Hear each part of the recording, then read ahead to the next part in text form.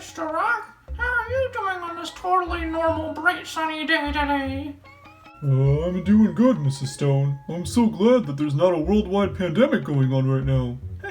That sure is true. Hey, want to come back to my place and do some illegal Flintstones gummies? No way! I always learned that drugs are bad for you and you should avoid them at all costs. Oh, that's right, I forgot.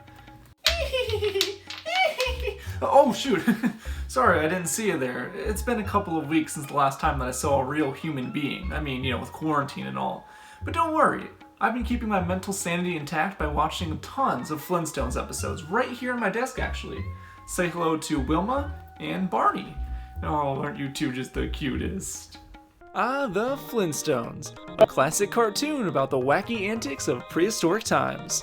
I mean, look at how they're driving that car. Isn't that just so zany, kids? To all of us under the age of 72 though, you probably just remember them for the Flintstones vitamin gummies. Yo, where all my fellow youth at with underdeveloping muscles at?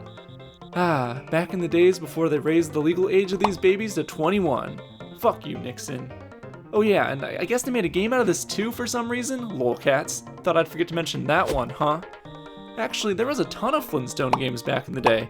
I mean, if you had a gaming system that sold more than one copy, chances are the Flintstones made their way onto the system in one way or another. Today specifically, we're going to be looking at the Flintstones game for Sega Genesis, simply titled The Flintstones. Yeah, bet you really racked your brain coming up with that one, huh, Taito? Something's telling me I'm gonna need a little bit of a something to get me through this game, so luckily, I had one of my plugs hook me up with some goods. Oh yeah! Flintstone time! Ooh. Oh, that's good. So the game literally begins with this short scene of Wilma just nagging Fred about her missing necklace or some shit, and basically just tells him to fuck off and go find it for her. Ha! Gotta love the nagging housewife gag, right guys? Isn't that so funny? Fred is such a goofball. Ah, woman, who needs him, right? I mean, I sure don't, that's for sure. Oh, hey, honey. How much of that did you just read? Aw yeah, time to finally live out my dream of living in the Flintstones world through the power of video games. Excuse me, what the hell is that? Am I tripping on Flintstones vitamins again? Or did a fucking green moss ball monster just try to attack me in this Flintstones video game at this very moment, not even 5 seconds into the game? Okay, you know what, I'll fully admit. It's been a solid 10 to 15 years since the last time I watched the Flintstones, so if anyone can clue me in on what these creatures are, please email me or leave me a comment down below to let me know. And also, you're a fucking tool bag? Go back to Reddit/Flintstones or whatever it is you people do for fun. So the first thing you'll probably notice in this game are these little star coin-like things up on the roof of these houses. And I swear to God, I couldn't figure out for the life of me how to climb the ledge of the building to grab them.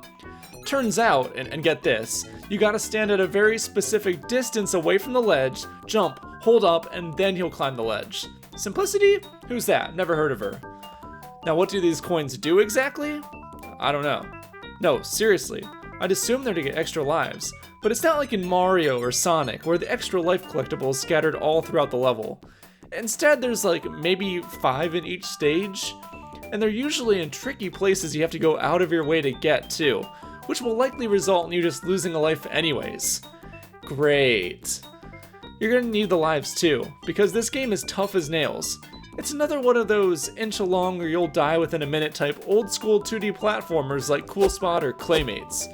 Literally, why did every single mid-90s game developer think this is how level design works? Mario 3 came out in 1988, and you'd think by then, game developers would be like, hey, look at that competently made, fun, yet challenging platformer. We should model our game after that. Instead, they're just like, nah, fuck it. Throw in a shit ton of non-stop enemy barrages, kids will love it. Giant pig in first level? Yes. Who needs fun level design anyway, when you can just bash snakes to form platforms that harm you the second they wake up? God, what were they thinking? Okay, you know what? Maybe I'm just going a little bit too hard on the game. I mean, this level isn't too bad compared to some of the other 16-bit games I've played on this channel, so maybe this will be a new leaf for me. Maybe we'll finally have a fun, fair, non-rage-inducing game on our hands. Let's see how level 2 holds up. Okay, so it looks like Barney lost his fishing rod. Damn, that sucks. Wait, he wants us to find it? How on earth is this my problem? Bro, Fred, learn how to say no. Dude, you just gotta tell him to fuck off sometimes. Fred says fuck. He did not! Okay, hold the phone. A swimming level is the second stage in this game? Oh, sorry, no, my bad. A swimming level with pitch black sections. I'm good. Totally radical, man. All jokes aside, there's no reason to make the second level of your 2D platformer a swimming level. That's the kind of stuff you save for at least a couple of stages in. You can't just give me one level to learn the entire core mechanics of the game and then just throw me into a pond. This ain't no walk in the park either, or should I say swim in the park. Because like I've mentioned before, you have blackout sections, constant swarms of enemies, and oh yeah, did I mention you're underwater? All of this for what? To find Barney's fishing pole that wasn't our issue to begin with? Listen, I'm all for helping other people, but the minute you ask me to swim to the bottom of a monster-infested pond to grab your fishing pole from a dragon is the minute I'm slapping some sense into you. Yeah, I guess now's as good a time as ever to mention the boss fights. They appear at the end of every level and typically just revolve around getting whatever object you're looking for back. I don't think any of these are too bad actually. They're all pretty easy compared to the actual levels. Normally I'd say that's kind of backwards, but this time around I think I'll give it a pass, considering if there's anything harder than some of these stages, I might just rip my hair out. Say, doesn't this seem a bit familiar to you? What can I say? Google Yabba Dabba did rip this off. If there's one positive thing I can give this game, it's that the art style and music are actually pretty great for a licensed game like this. I feel like that's a strangely common theme actually. Other licensed games like Cool Spot or Chester Cheetah both have really nice visuals and soundtracks as well, oddly enough.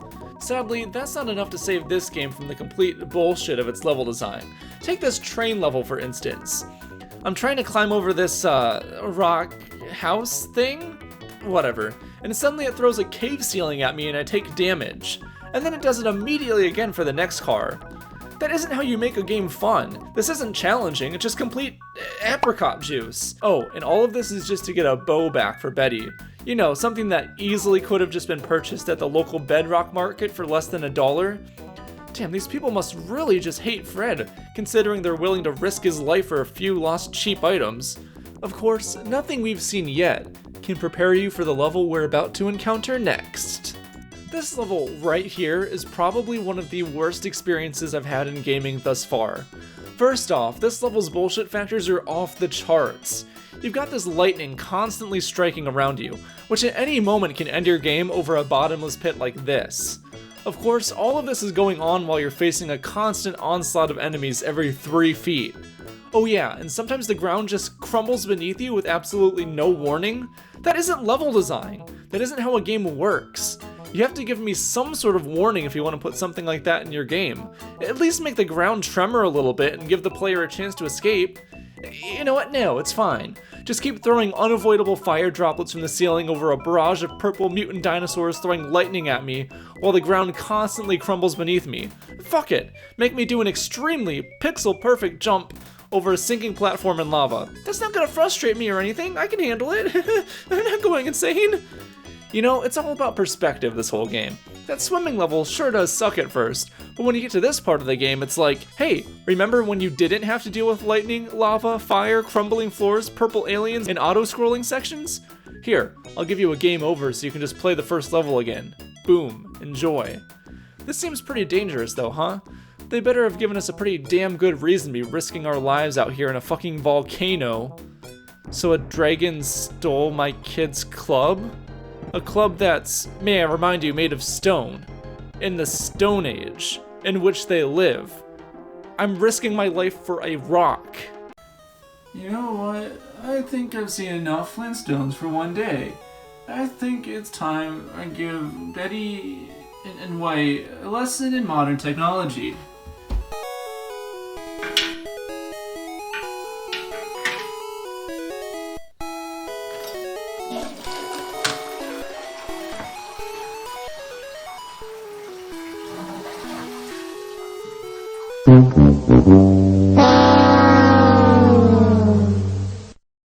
Bye.